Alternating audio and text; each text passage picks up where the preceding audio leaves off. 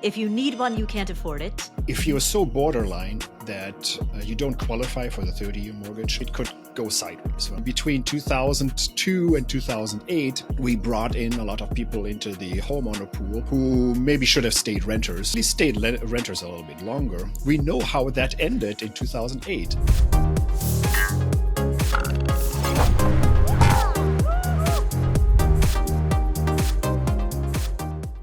Karsten, thank you for joining again.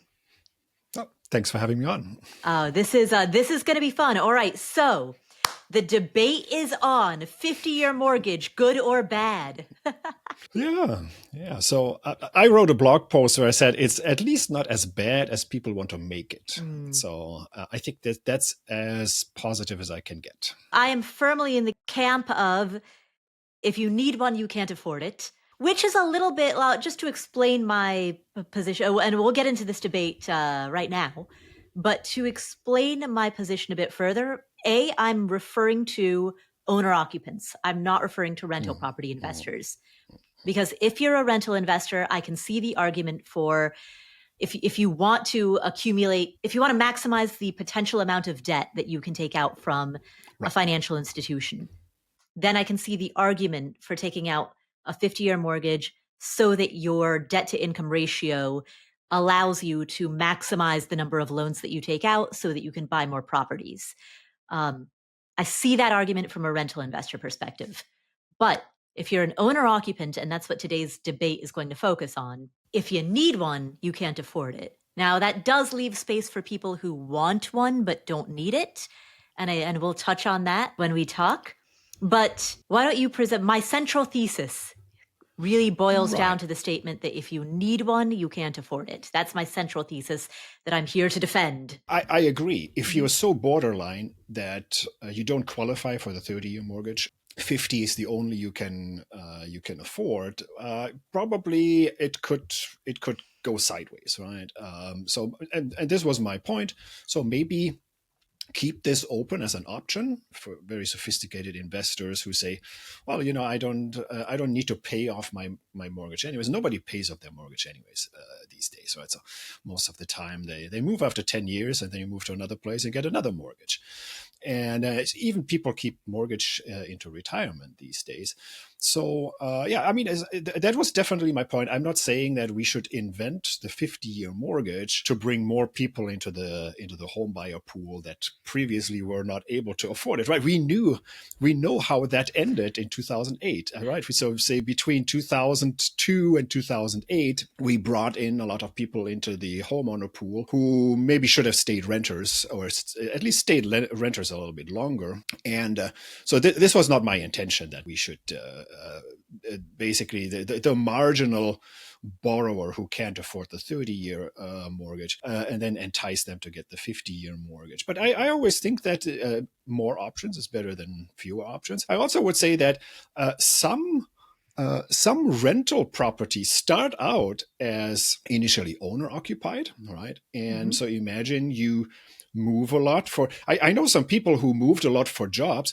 Everywhere they moved to, they bought a new house, got a mortgage on it, and then after 3 to 5 years, they move to the next job, but they keep that house, keep it as a rental.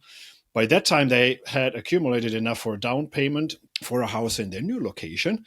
And then, well, if they had a 50-year mortgage with less payments, might have sped up their down payment savings. Again, I mean, as I could be devil's advocate and I could come up and cook up all sorts of crazy scenarios of people that absolutely should not get a 50-year mortgage. But I can also show you some examples where maybe the 50-year mortgage, it expands your horizon. And by the way, obviously the 50-year mortgage was actually marketed as that bad case, right? We bring in more people that can't afford to buy right now. That's probably not the right route to go, but definitely for sophisticated actors that can afford either the 30 or the 50, and then they consciously pick the 50-year mortgage, might not be a bad idea. So now, I will say, and I think the area where you and I are in agreement is when it comes to rental property investors, because even owner occupants who become quote unquote accidental landlords and who have a plan of becoming rental property investors at a rate of one property every 3 to 5 years. I count them as rental property investors insofar as they have a portfolio of rental properties, and they are different than we hear all the time from people who say, I never want to hold a property that I'm not living in. Then there are plenty of people who feel that way. They don't want to deal with tenants. They don't want to deal with repairs. Even with a property manager in place, they just don't. There are people who know that they don't want that. So I'm thinking specifically about owner occupants in the context of this 50-year discussion. Sure. And to your earlier point, where you talk about how nobody or very few people hold a mortgage to maturity, most people will move after 7 to 10 years. One of the key differences between the 30-year and the 50-year is the amount of equity that you build during that time span. Because often an owner occupant will use the equity from the sale of their previous home to purchase their next home. They, unlike the rental property investor, they haven't been accumulating a down payment over the span of those 7 to 10 years. So they're relying on the sale. It's oftentimes the offer is submitted contingent upon the sale of their previous home. And so with a 50-year, they're just not building equity in the way that they would. And therefore they're not getting into that next home in the way that they otherwise could. And again, I think I would agree with you just qualitatively. I don't think quantitatively it's that big a difference. Oh, okay. Let's hear your numbers. Obviously, so I did the calculations, right? So you imagine you have a 30-year mortgage versus a 50-year mortgage. And I think I did something like a $500,000 initial mortgage. I actually put a little bit of a term spread on the 50-year mortgage, so you pay a little bit higher interest rate. How much of a term spread? So I did 25 basis points. We can get into that in just a minute, because that's actually also a bit of a touchy subject there. What should be the correct term spread? And you're right. So the $500,000 mortgage, you pay only something like $20,000 down with the 50-year mortgage, and you pay $80,000 down with the 30-year mortgage after 10 years. And now, of course, much of the equity comes obviously. First of all, you should have obviously gotten a home, say maybe a $625,000 home, right? So you already started with $125,000 in equity, right? And if you assume that your home at least modestly appreciates by, say, 2% a year, and I think most of the home equity building comes from the home price appreciation. And then again, we are not home price speculators, and we're not betting on 12% annual appreciation. Right? I'm just saying that imagine your home price just goes up in line with inflation, something like 2.25%. So if you factor that in, yes, obviously, just qualitatively, the 30-year mortgage builds more equity, but it's not 4x the equity, as some people have calculated, where they just look at the mortgage balance, the nominal mortgage balance. And of course, it's $20,000 versus $80,000. But you could also make the point that, well, the mortgage balance, inflation has chipped away from the mortgage balance too, right? So in fact, from year one on, you're chipping away 2.25% of the mortgage balance. So inflation does a bigger trick on your mortgage balance than you paying it down with a 30-year or a 50-year mortgage. Now, a 15-year mortgage, you can definitely see that. So for example, if you plot the balance of the mortgage, whether it's 30 years or 50 years, right? It's this line that starts very flat, and only towards the end it starts really tilting down. The 15-year mortgage, definitely that goes down almost, maybe not linearly, but it has a little bit of a tilt in it, has a little bit of this concavity in the mortgage balance over time. But so between the 30-year and the 50-year, the mortgage pay down is not that much. And then, of course, you also save money from the lower payments. Right? If you had invested that money at some at least reasonable investment return opportunity. Now, of course, if you had just taken that money and taken it as some free money, right? There's like you find a $20 bill in your sofa cushion and you just blow the money on something where you don't really spend it reasonably and responsibly, that will be a different story. But imagine you take the savings from the mortgage into account, you invest that some way, and so that should also help you build some equity if you buy your next property in 10 years. So yes, I can see qualitatively you're right.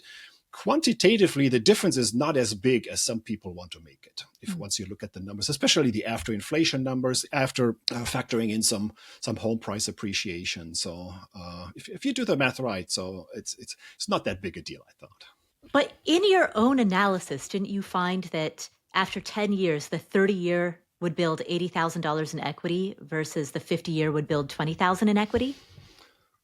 In the Yes, example absolutely. that you yourself Right. found? So Absolutely. that is a 4x difference.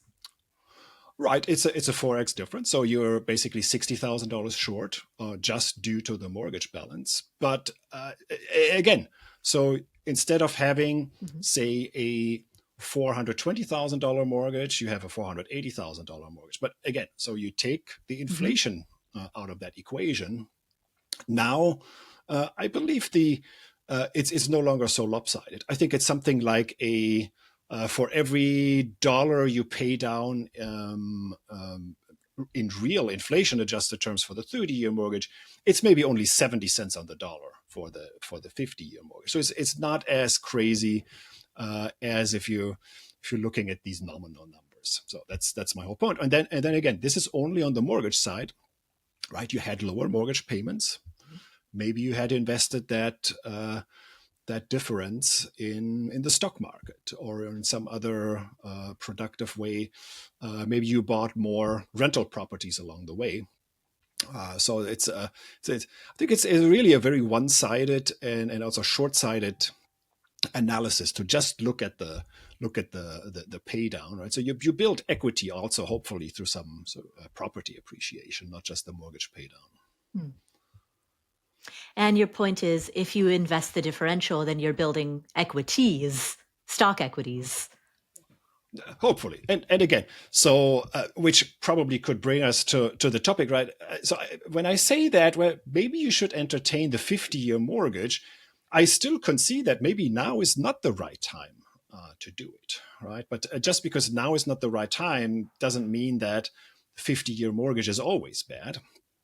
So, for example, if you could have locked in a 50-year mortgage in early 2022, right? So you would have had an even better way of investing that money potentially, and you would have a longer runway, and the inflation has a longer way of chip away from that mortgage balance over 50 years rather than 30 years. So again, maybe now we have a bit of this perfect storm, right? Where mortgage rates are still pretty high. So the hurdle rate for my investment is also relatively high. If I want to look around and shop around for investments, where can I put this differential payment, right? If I can afford the 30-year mortgage, but I lower my payment and I look around, where would I invest that? If you were to invest it in government bonds, that would be terrible, right? Because Right. there the expected return is way too low. But even in equities, equities seem a little bit expensive, and the CAPE ratio or any kind of valuation ratio looks outrageously expensive. But we could have the exact opposite situation, right? The perfect storm in a good way, right? Maybe 2 to 3 years, we could have maybe another economic downturn where interest rates are going to be much lower again.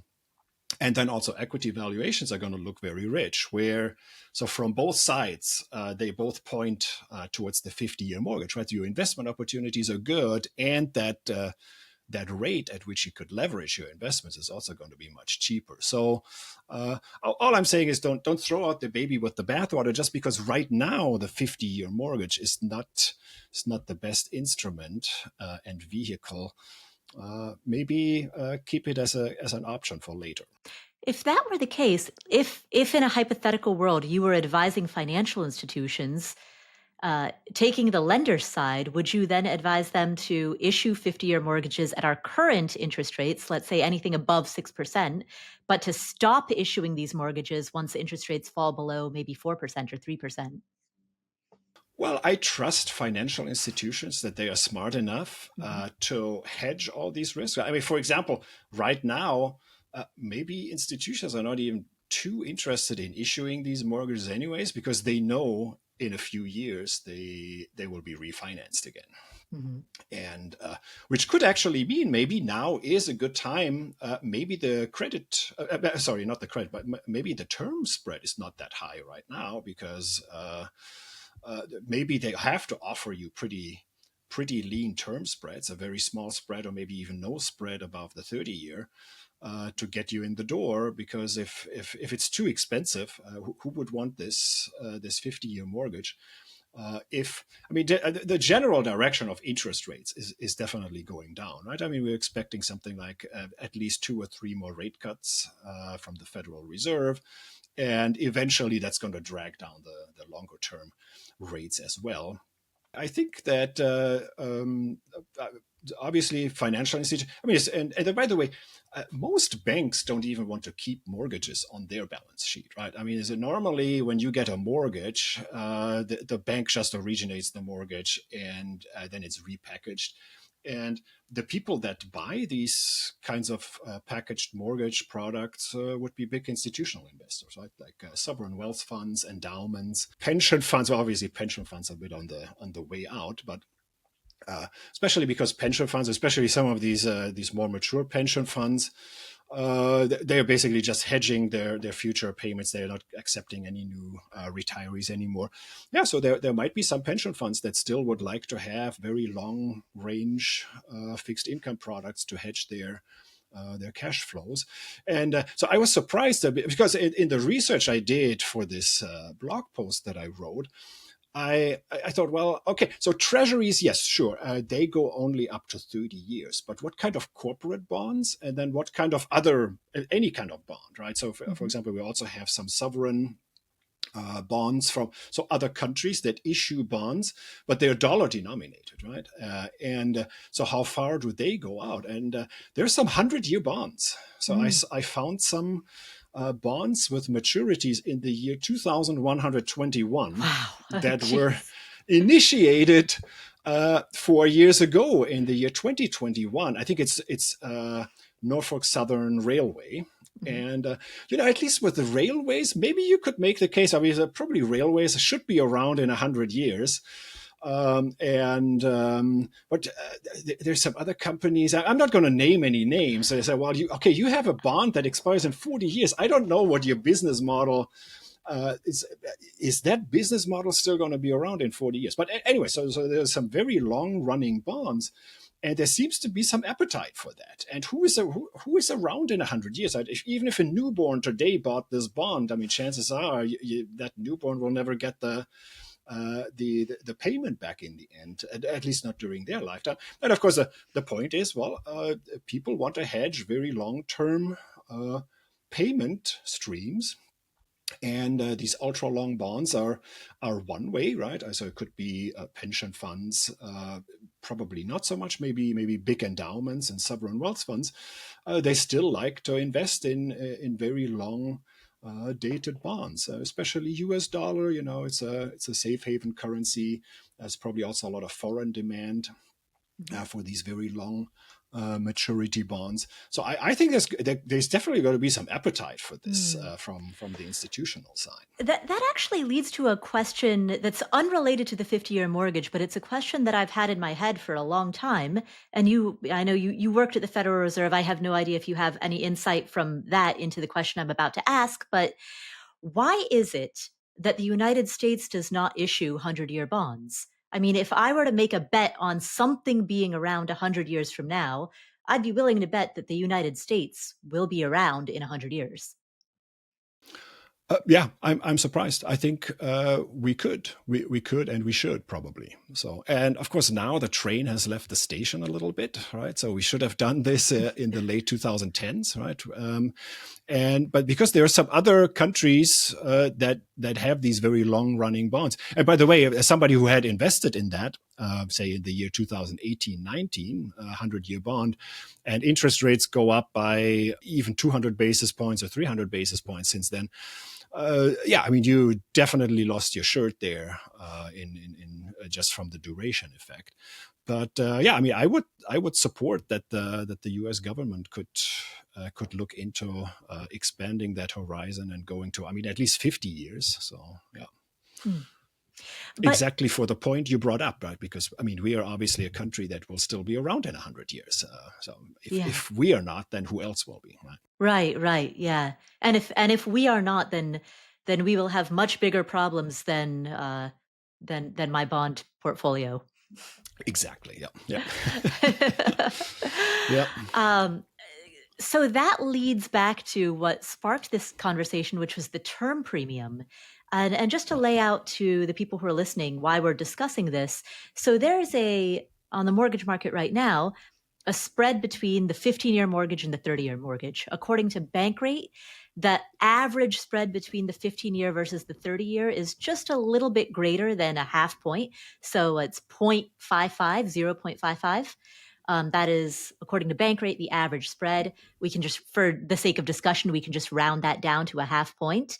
Um, in much of the conversation around 30-year versus 50-year, there are some people who will apply that linearly and say, all right, well, if a half point is the spread between 15 and 30, then a half point's also going to be the spread between 30 and 50. Your argument is that it might not be linear. That might not be the case. Oh, yeah, I mean, and this is not my opinion, right? Mm-hmm. So this is a lot of this amortization math doesn't really extrapolate linearly, right? Mm-hmm. So, and the reason is that very small changes in the term premium, if you pile them up over 50 versus 30 years, that would have a huge impact. So if I were to apply something like another 50 basis point, and some people claim that the term premium is going to be 75 to 100 basis points, which is just Wow, completely insane. that'd be insane. So that is obviously not going to happen. So because what you could do is, right, you could calculate, well, what is my internal rate of return of the differential cash flow between a 30-year mortgage and a 50-year mortgage, right? And so I put I have 300, actually 600 rows of cash flows, right? And during the first 360, I have the differential payment, right? So something that I save. So it's a positive cash flow to me as a borrower. So I get a positive cash flow.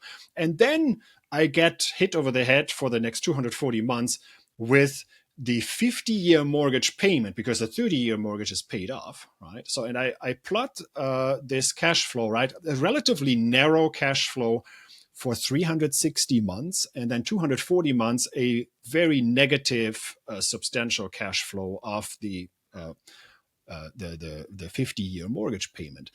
And so we ask ourselves, well, how can we make, so what kind of an internal rate of return do I have to make this cash flow basically net present value of zero? And because this is such a long period and all of these very large payments are so far in the future, to set this net present value down to zero when I sum it up, I have to clobber this with some really, really large internal rate of return, much bigger than the rate of return, say, equal to the 60-year mortgage rate or the 30-year mortgage rate. And that effect is a lot smaller if we go from 15 to 30.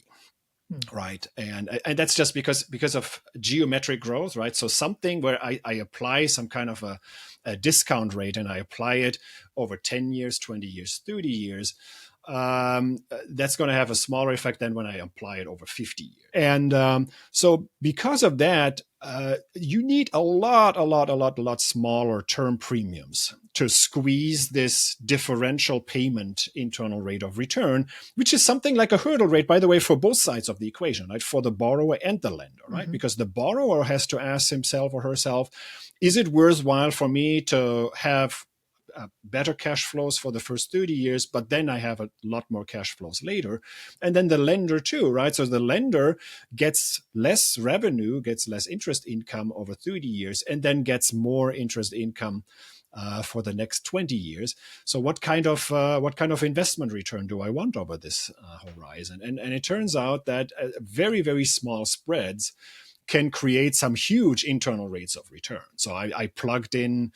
So for example, if you plug in something like a 75 or 100 basis point premium, it would create an infinite internal rate of return. So obviously lenders would like that. And here's the reason why lenders would like that.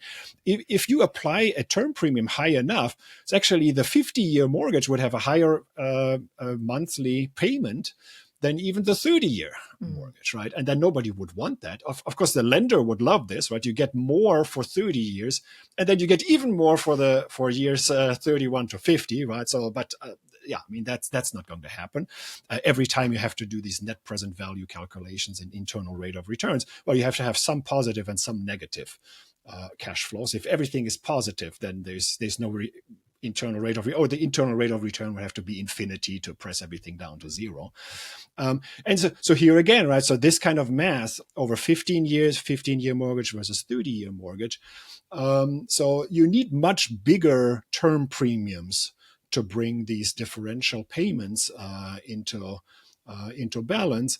And whereas over very long horizons, just a tiny term premium could create some fantastic profit opportunities for the lender, and potentially would create some terrible hurdle rates for the borrower. So that was my point. That and by the way, the bond market gives us some guidance here, right? So I looked up a few bonds.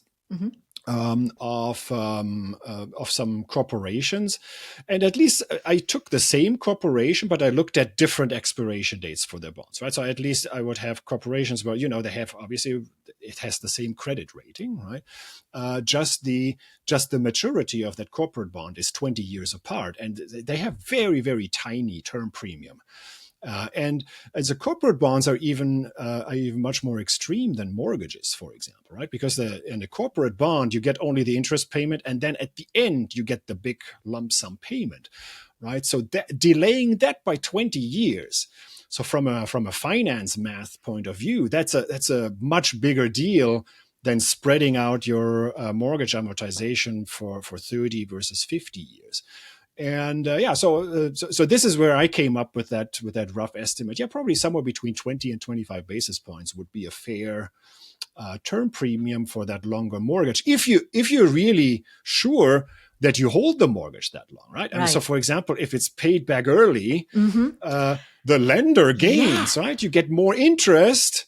And it's paid back, so you don't have to stretch it out. Of course, I mean, there could be obviously some lenders who say, no, but I wanted this, right? Because I'm a pension fund. I like to hedge the payment over the next 30, 40, 50 years, because this is how long I expect my retirees to live.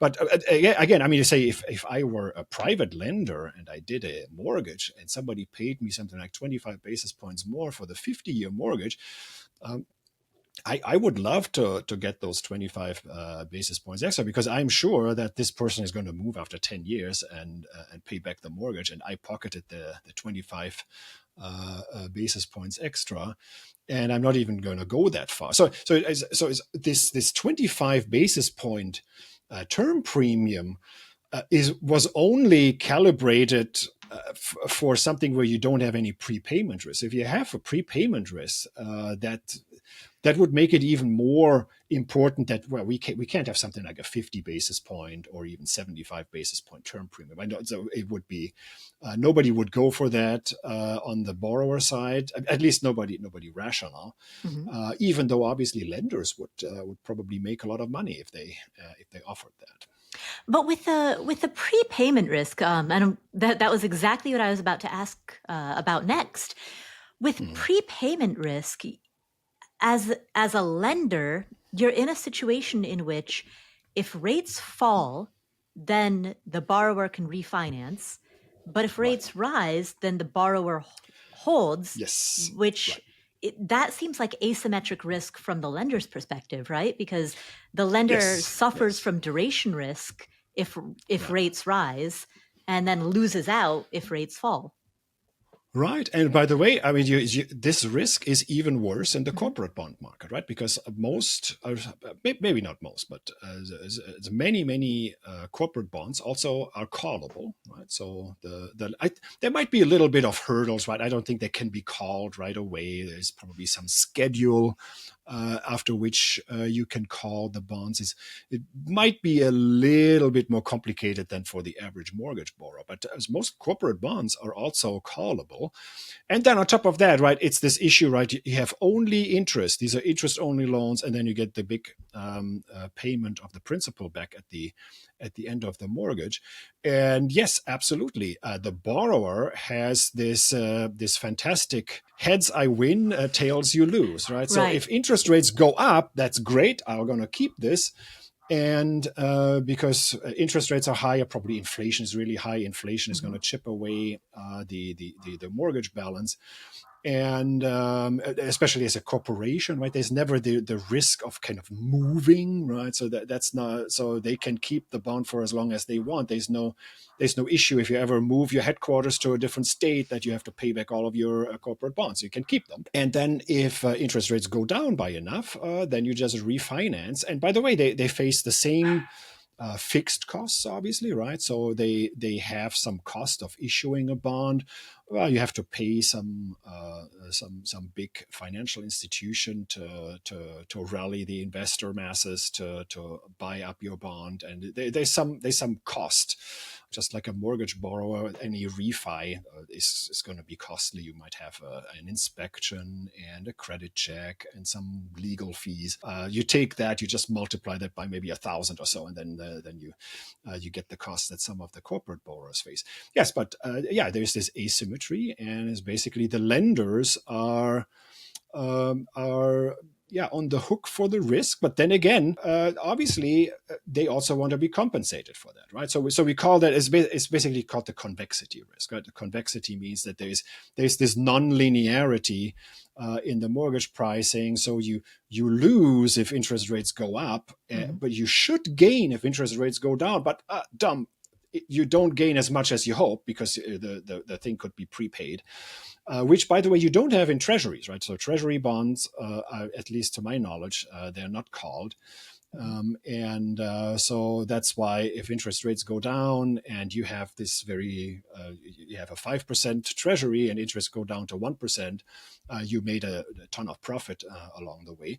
But I mean, at the same time, I mean, that's obviously, it's priced into the bond, and lenders will know this and they want to be compensated for that. And so obviously corporations could potentially get better rates if they didn't have that prepayment option. So in an efficient market, it's obviously, nobody's being taken advantage of here, right? I mean, there's on both sides, on the lender and borrower side, these are very sophisticated actors, so they know what they're doing. So The attractiveness or unattractiveness of a 50-year mortgage, much of this is going to come down to what is that term premium, because right.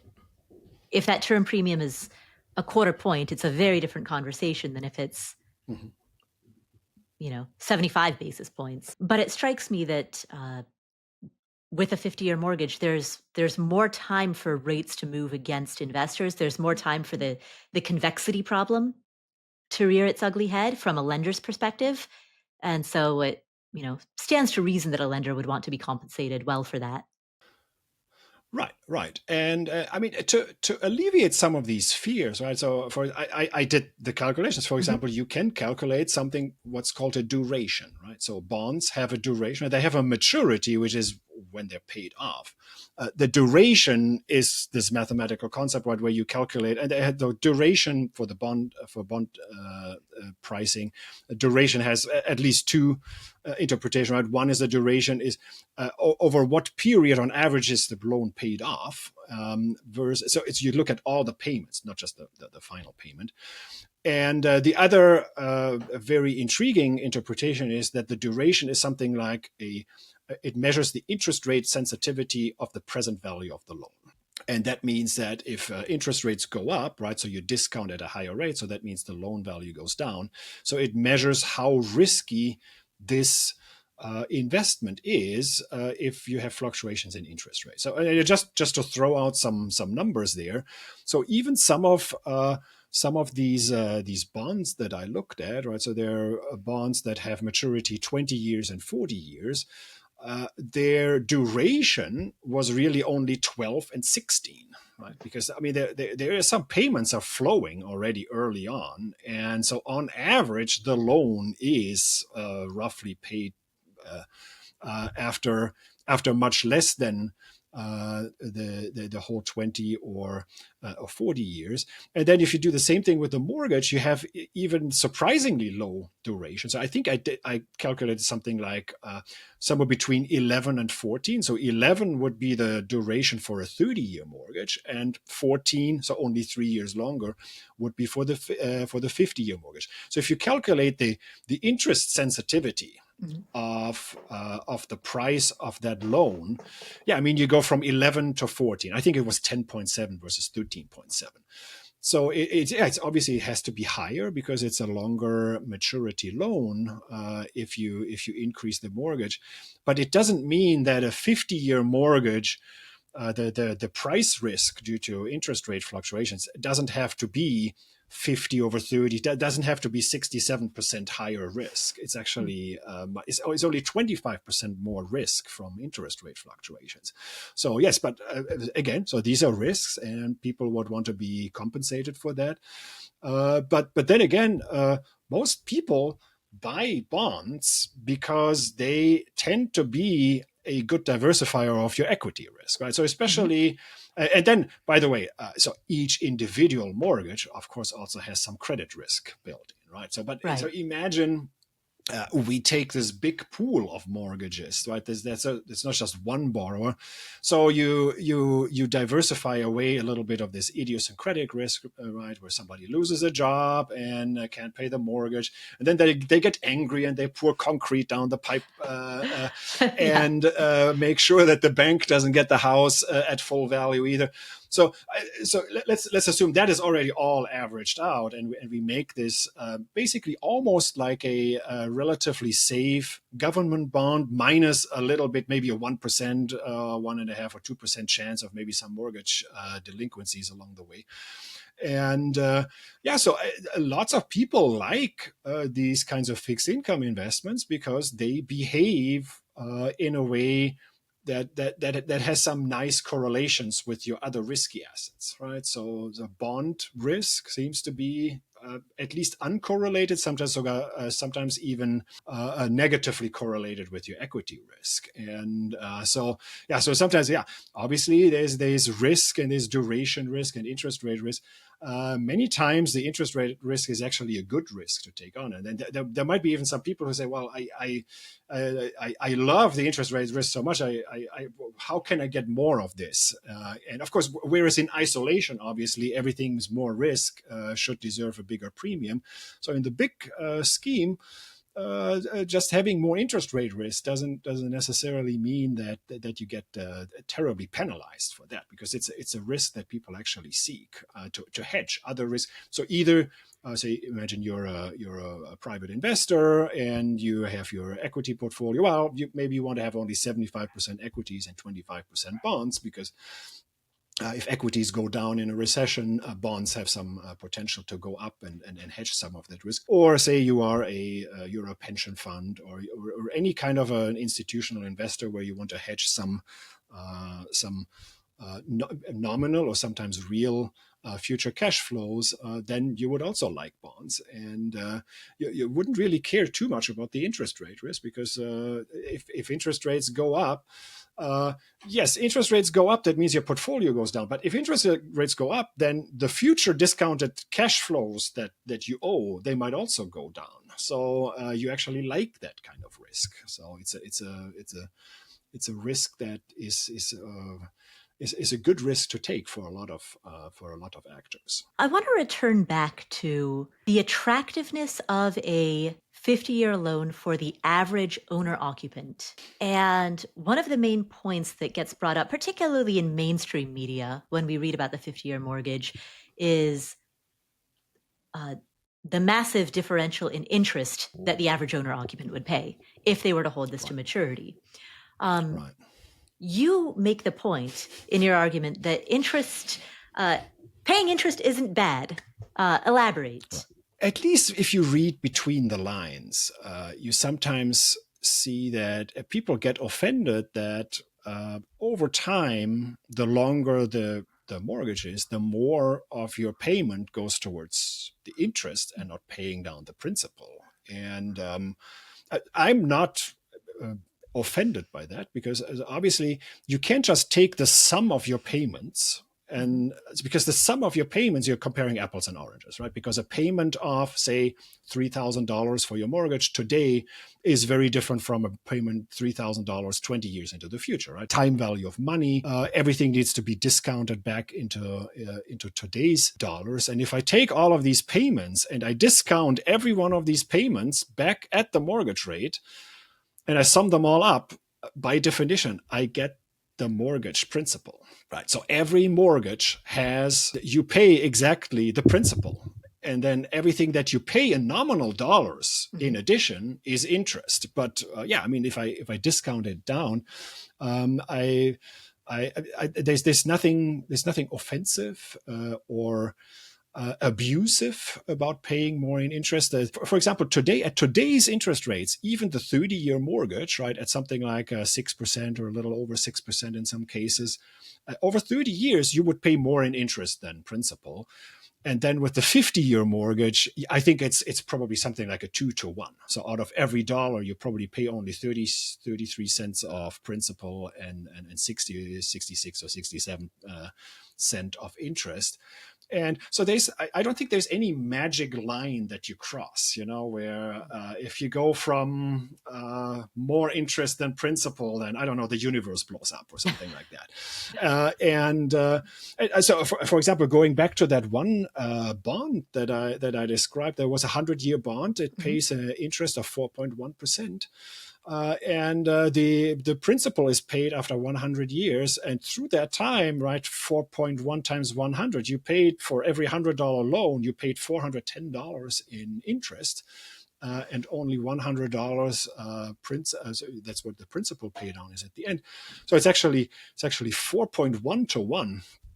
So more than 20% of your payment goes towards the interest in that corporate bond, and I'm sure that the company that did that is actually quite happy, because they locked in a 4.1 rate on a corporate bond 100 years into the future in 2021, when interest rates were really low. And so this is in no way abusive. The discussion reminds me a little bit of this discussion, and I'm sure you have talked about this. When people do the crossover points of Social Security, right? Where they say, well, I'm looking at the total number of payments that I get, and I do this up to my life expectancy. And if I claim at 62 versus 67 versus 70, and here are the crossover points, and a little bit of my soul dies every time when I see that. And by the way, it's a very mainstream people publish this. I've seen this on the web pages of Fidelity and maybe Vanguard too, where basically commit these crimes against mathematics, right? So it's not the total number. You have to do discounted sums. You have to, if an actuarial analysis would actually do the survival probability weighted cash flows, and then also discount it at just the right discount rate. It shouldn't be an equity market expected return. It shouldn't be a cash return. It probably should be somewhere in between. And so that is the proper way to do it, right? As a net present value analysis. And so again, if we do a net present value analysis of any kind of mortgage, right, you never pay any interest, because the discounted value of all the payments always comes back to be the principal. So yes, I'm not particularly bothered, but definitely is a very effective and cheap shot at the 50-year mortgage. Right? If you say, oh my goodness, you pay so much in interest over the years, and but for people like us, I think that's is not very convincing. That if that's your only point, then I think that I won the argument in that case. So. All right. What do you make of the argument that, right now, the average age of the first-time homebuyer nationwide is 40? Right. Hit 40 for the first time. If we take, and of course, most people don't hold one singular mortgage for their entire life, but if you were to buy a home at the age of 40 and hold it for 50 years, you'd be 90 when that mortgage is paid off. Right, right. For most people, so okay, that creates a best case scenario, assuming no early payments or prepayments. It creates a Right, best right. case scenario, assuming you never move and only hold one mortgage, of having that home paid off at the age of 90. And then for the average person who tends to move every 7 to 10 years and who sells their home, cashes out the equity, uses it to buy the next home, they would, and then restarts the amortization clock, they would necessarily Yeah. be restarting with very little equity and then restarting the amortization clock over and over and over to such an extent that ultimately they would, at the end of their life, have built very little equity and maybe have a huge debt that they would pass on to their heirs. Right, right. So again, my same point applies again. So we have to take into account, obviously, the not just the nominal, but also the real mortgage balance, right? So your property hopefully has increased a little bit. You build some equity there. I view this also with a bit of worry that people get mortgages when it's even today, right? Forget about the 50-year mortgage, right? If you are close to retirement, there are some people that are still getting a new mortgage at age 50 or 55 or 60, and it's again a 30-year mortgage. And so in some way, even today, with today's financial technology, there are some retirees that, well, they are homeowners on paper, but they are really renters, and they are renting a house from the bank. And in some cases, it may make sense, right? So, for example, you could be a retired government employee, and you get pretty reliable cash flows, and you just say, well, I'm not going to pay down my mortgage, right? I just budget for what I pay for my mortgage in retirement, and I keep paying that down, and then be done with it. Because whether my kids get by the time I die, and well, so I'm talking from the perspective of other people. So I have one daughter, and by the way, I don't have a mortgage. So, but imagine I were in that situation, and I say, well, if my daughter gets the house free and clear when I die, versus my daughter gets the house and there's still a little bit of a mortgage on it. The chances are she's not going to stay in this house anyways. It will be sold at the closing table. We take the mortgage balance off. It's still pretty neat home equity left after that. And imagine if I had invested the incremental payments, so not having a mortgage, obviously I would have to sell more of my assets. So and if I have the mortgage, maybe my assets actually appreciate faster than my mortgage, than the mortgage interest rate. So there's some chance that your kids will still get something, and it's not even clear whether the mortgage versus no mortgage inheritance is bigger, because whatever your mortgage does, or whether you have a mortgage or do have a mortgage, also have an impact on your financial risk. I mean, obviously, sometimes people do these calculations, right? So one person has a mortgage and the other one doesn't have a mortgage, and then you look at what happens after 20 years. Well, that's not the issue, right? The question is, if I'm close to retirement, should I liquidate some of my assets and get rid of the mortgage, and then be mortgage free in retirement? And that would lower my financial assets. So it's to do a fair comparison. It's not 100% clear that with the mortgage or without the mortgage is better for the heirs. And then obviously, as you say, I personally don't have a mortgage. How do I not have a mortgage when I retired, when just 5 years before retirement, I just did my last refinance? There was another nice interest rate trough in late 2012. I don't know if you remember. So I locked it in there, and I did the paperwork in early January 2013, almost exactly 5 years before I retired and sold my place. And 5 years later, I have no mortgage. So did I pay down my mortgage over 5 years? Did I have a 5-year mortgage? And if there is even such a thing. And of course I don't, right? So basically what I did was I lived in a very expensive area. I lived in San Francisco, right middle of downtown.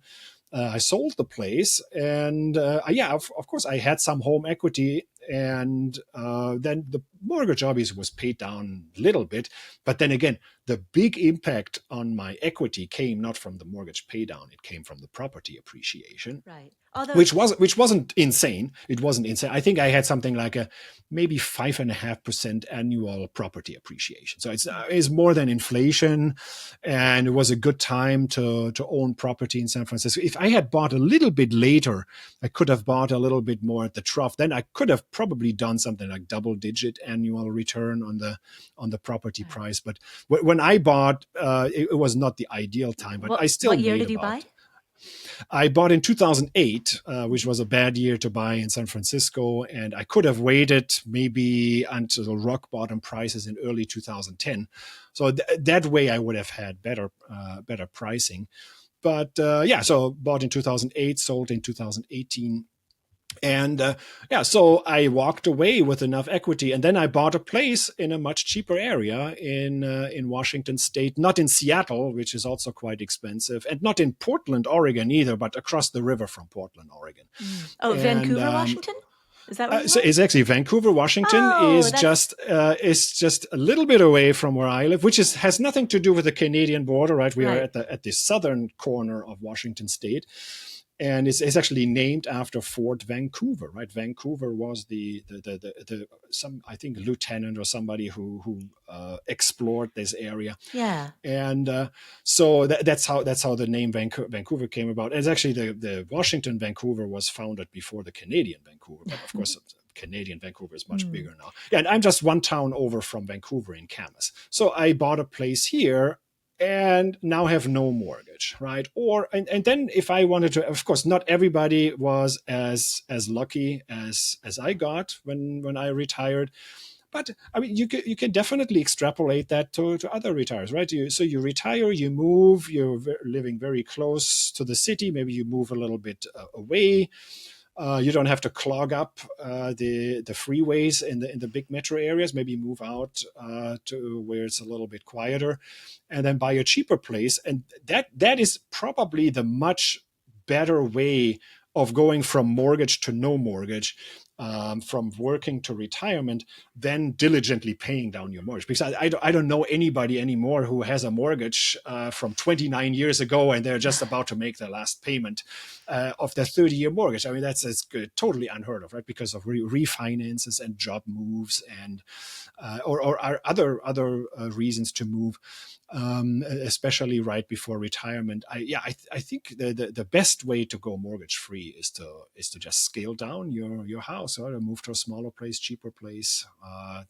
That's much more reliable nowadays. Although scaling down your house is sometimes difficult in an environment in which home prices are appreciating rapidly. And the premise behind this question, I guess the unknowable is, at what rate will home prices continue to appreciate? But I can certainly tell you from my own parents' experience, attempting to move, or they did move, but moving in their 80s to a place, to a home that was more mobility friendly, nothing fancy, but just a home that's more mobility friendly, one story rather than 2 stories, so they don't have to use the stairs. Because home prices had appreciated so much, that even moving to a further out location, a quote unquote worse location, even despite doing that, they still actually ended up paying a premium. That exact issue also crossed my mind, because I looked around in our area, and so we live closer to Portland, in a very good school district. And once our daughter is done with school, why don't we move to a cheaper place further out? I wouldn't call it countryside, but somewhere less desirable. And I mean, you'll be surprised that if you move further out, less urban, and it's kind of not even suburban, more ex-urban, prices really don't go down because, well, you also have more land, and then the houses are much bigger than ours. Yes, I absolutely, and that can be a challenge. And in the era of remote work, you've got higher demand in those areas, at least from knowledge workers. Again, it may not work for everybody. It definitely worked for me moving from San Francisco to Washington State. it's not going to work moving from St. Louis to Kansas City, right? I mean, that's you probably have the same prices or potentially higher prices. So Right. And so that goes back to then the common criticism of the 50-year mortgage, which is you could spend your whole life never building much equity and ultimately end up saddling your heirs with debt. that would require that your home, also the home value goes down to zero, right? Which I hope it doesn't. So there's still a home value behind the mortgage. Mm-hmm. And it's not about settling your heirs with debt. It just means that you have a little bit less equity. For example, we have the step up. Step up basis. So it's the step up basis for heirs, right? So they can inherit a property, and it's basically the capital gains are forgiven. And so I think there's still a lot of attractiveness, not just home ownership as an estate planning tool. And, if you have a little bit of a mortgage, I think most of the time the heirs will just sell the home and pay off the mortgage. And I mean, and again, I mean, obviously I would, if I had the choice, do I rather want to inherit a house with the mortgage or without a mortgage? Of course, I want the house without the mortgage. But for most people, we have to do a real horse race or the side-by-side comparison, right? Do I want to inherit a house with a mortgage plus a big equity portfolio, which, by the way, also gets a nice step-up basis, or maybe the people that gave you the money pay down the mortgage and have a much smaller equity portfolio. So it's really it depends on what's the path of equity returns over the next few years. So I think if we do a real fair comparison, some of this discussion is a bit fear mongering, right? I mean, you're going to leave debt to your heirs. So I mean, and as I said before, I mean, even with the 30-year mortgage, right? Lots of people are still going to get brand new mortgages when they move in retirement, and I think just having a little bit of a leveraged life that's just the lifestyle we have here in the United States. I grew up in Germany, and it would be totally unthinkable for 50-year-olds still to get a new mortgage, right? I mean, there, you settle down, you build a house, you pay down the mortgage, you stay there pretty much forever, and that's it. So it's a lot less leverage, lot less money and liquidity slushing around there. But I mean, this is the way Americans roll, I think. Right, so. And in part, that's the price that we pay for mobility. Right. And that leads to another objection to the 50-year mortgage. And this is actually one of the main objections that I have on a societal level. Could this mortgage contribute to rapidly inflating home prices by virtue of getting more people, unqualified borrowers into the market who then consume supply, which further curtails the supply issue? It's a demand-side solution, essentially. Yes, and if we deal only with the demand and we make it easier for buyers to afford stuff without doing anything on the supply side, yes, I absolutely think that is a huge concern. Ooh, we're in agreement.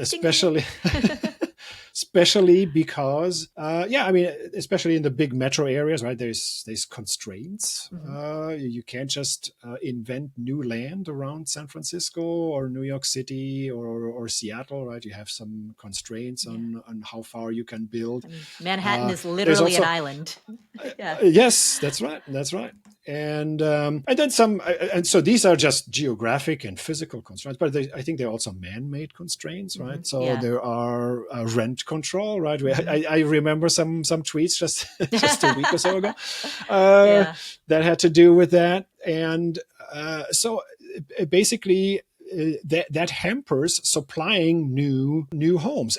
By the way, well, why does rental market have to do anything with the owner occupied? Obviously, if more people could afford to rent, and if more landlords built nicer and bigger and cheaper homes for renters, it would take off a little bit of the pressure of people trying to look around and buy houses. And so it's really from almost every direction.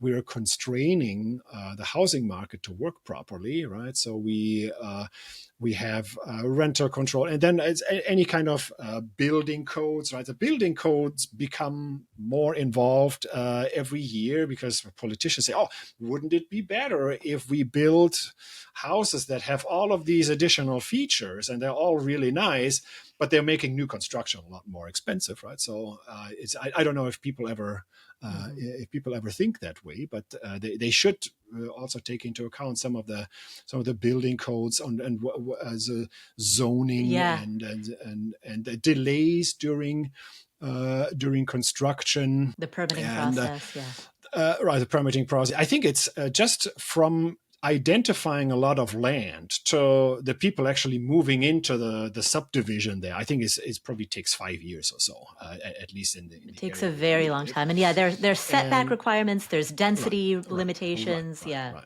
So yeah, I mean, you have all sorts of red tape, and then of course, so you imagine. So we have some. It's obviously it gets very rural after a while, but I mean, so we have some areas where the lots have to be 5 acres minimum. Right, Wow. so it's not 0.5, but 5 acres minimum, and it's just because the people that live there, they don't want multifamily. They don't want a subdivision where people live door to door and window to window, and you look out your bedroom window, and then 6 feet away is somebody else's bedroom window. So there's some areas where it's intentional. We don't want this very high density living here, and so everything contributes to that. And then because we have these constraints, now if you make it cheaper to get the mortgage, and by the way, it's not cheaper, right? It's only relaxes your cash flow, and you bring in more potential buyers, because the constraint and the concern would be that, well, you're just driving up the price, right? Because everybody is just lining up, and they say, okay, well, I was able to get a $600,000 mortgage if it's 30 years. Now I can get, I don't know, I'm just making up the number, a $650,000 mortgage because it's a 50-year mortgage. So I'm just going to bid up the price to 600, but then everybody else does the same thing. And you're not building more, right? It's only one person can get that new house. And so we're basically giving the people that benefit from that are the existing homeowners, obviously, right? So if you already own a place, and so, for example, you are renting, right? But you have rental property. So yes. in some sense, you are a net landlord. Yeah. And I am a net landlord in the sense that I own this place, and then I have some real estate rental investments. So for us, it's actually good if we had this, if we bring in more people and just drive up prices, because you're basically taking away from poor people and giving it to rich people that already own real estate. And the average person who gets into the housing market, I don't know if it's really beneficial to them to basically tie that 50-year mortgage to your leg. Yes, I absolutely agree that we shouldn't only do the 50-year mortgage. And again, so for example, I think that the 50-year mortgage, right, for me to be a big fan of it, there should probably be some underwriting constraints, right? So that basically you should be able to qualify for the 30-year mortgage, and then you can also have the 50 as an option. If you can't afford the 30 and you only get the 50, might be a little bit, it would contribute to just driving up prices. And so I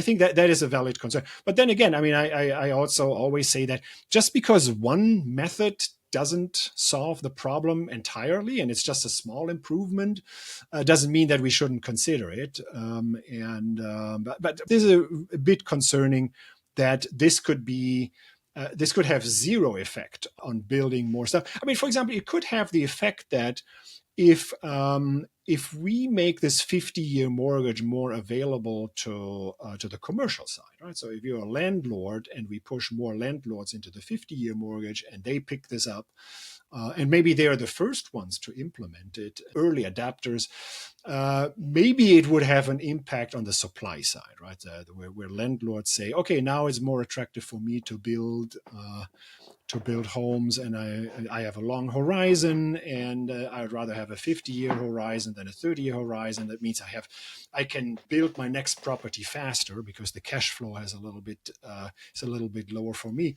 That is the one chance I see, but without solving the supply side, that's working only on the demand. I mean, it is doomed to fail, just like any other policy that only looks at the demand, right? Right. So like rental control. Oh yeah, let's control rents, and then everything is going to work out. And of course, it's not, right? So we all know why if we studied economics. Right, right. Yeah, and that's exactly a major piece of my objection to it as well. It is a demand side solution to a supply side problem.